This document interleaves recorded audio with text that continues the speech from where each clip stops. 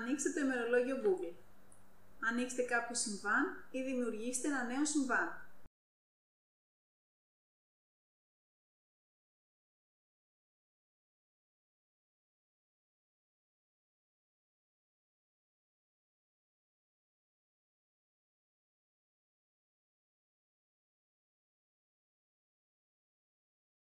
Στη δεξιά πλευρά εντοπίστε την ενότητα προσκεκλημένη.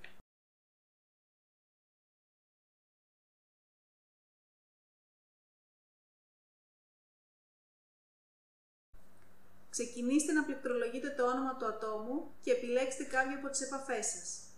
Μπορείτε επίσης να πληκτρολογήσετε μια διεύθυνση ηλεκτρονικού ταχυδρομείου για να προσκαλέσετε άτομα που δεν είναι στη λίστα επαφών σας και στο τέλος κάθε ονόματος πατήστε από το πληκτρολόγιο Enter.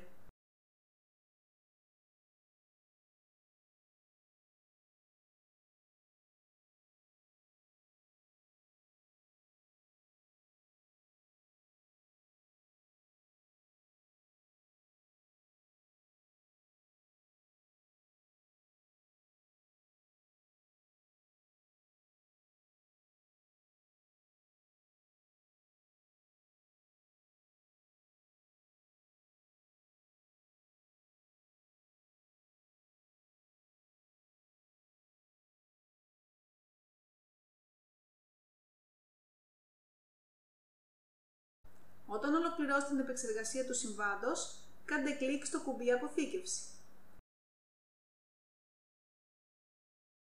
Μόλις αποθηκεύσετε το συμβάν σας, θα σταλεί στους προσκεκλημένους μια πρόσκληση μέσω ηλεκτρονικού ταχυδρομείου.